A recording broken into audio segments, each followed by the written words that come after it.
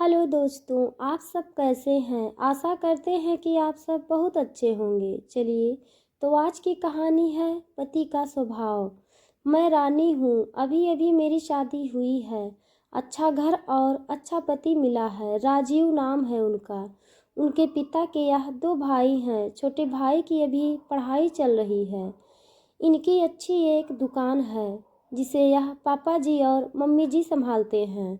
शादी को अभी मेरे 10 दिन ही हुए हैं और मैं अपने आप को बहुत खुशकिस्मत मानती हूँ क्योंकि मुझे बहुत प्यार करने वाला पति नसीब हुआ है।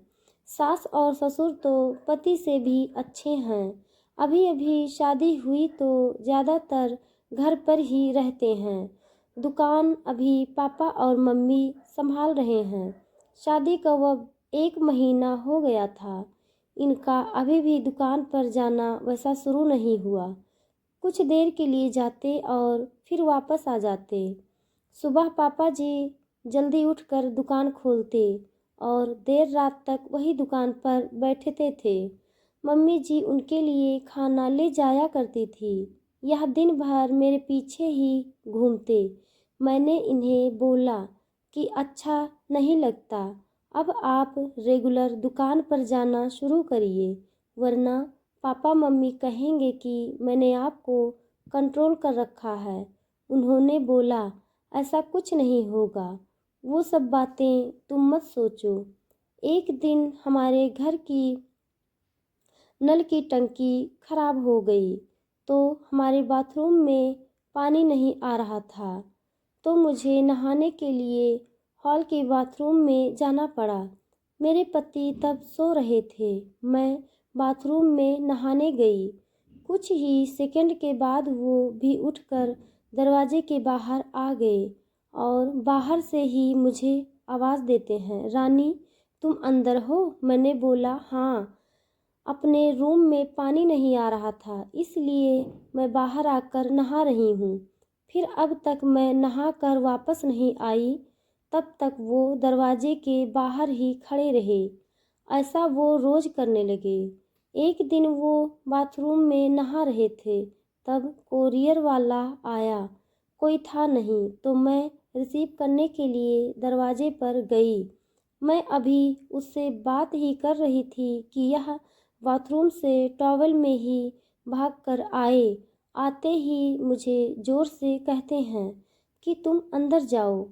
फिर उसके जाने के बाद किचन में आकर मुझसे कहते हैं कि इस तरह अनजान आदमी से बात करना सेफ नहीं है, तुम ध्यान रखा करो। फिर इसके बाद मैंने कई बातें देखी, जैसे जब हम बाहर जाते थे तब वो मुझे इधर उधर नहीं देखने देते थे।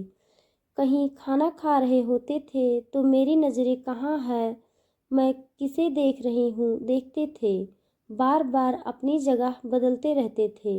मेरे पति का यह स्वभाव मेरे सास और ससुर भी देख रहे थे। एक दिन पापा ने उन्हें दुकान के काम से बाहर जाने को कहा तो उन्होंने मना कर दिया। फिर पापा को ही जाना पड़ा। वो बस मेरे पीछे ही रहते। फ़ोन पर मैं किससे बात कर रही हूँ मेरे फ़ोन में नंबर और मैसेज भी चेक किया करते। यह सब देखने के बाद मैंने सोच लिया कि अब उनसे बात करनी होगी। इसलिए फिर एक रात मैंने उनसे कहा कि आपको मैं कैसी लगती हूँ? वो बोले बहुत अच्छी। मैंने कहा आप मुझ पर विश्वास करते हैं? वो बोले क्यों, क्या हुआ?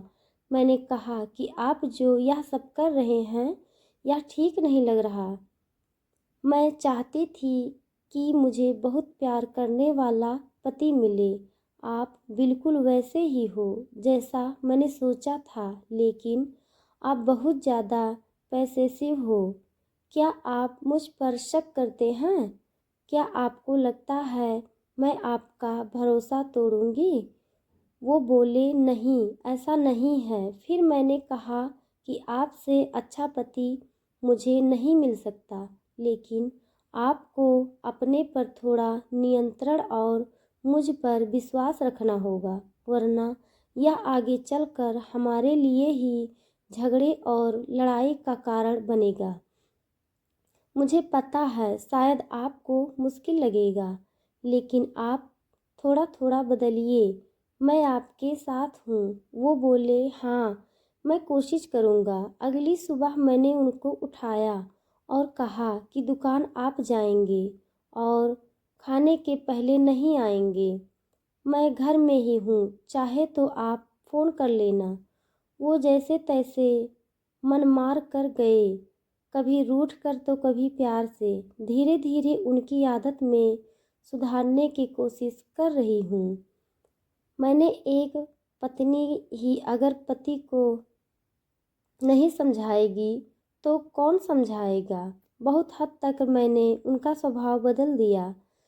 बात को बढ़ाना नहीं, बात को किस तरह से सुलझाया जाए यह सोचना चाहिए। हम दोनों में एक बात तय हुई कि हम एक दूसरे के मन में क्या चल रहा है हमेशा एक दूसरे को बताते रहेंगे। बात नहीं करना, अपनी बात मन में ही रखना ही किसी समस्या को जन्म देता है। तो बताइए दोस्तों, हमारी कहानी आपको कैसी लगी? कमेंट बॉक्स में ज़रूर बताइए।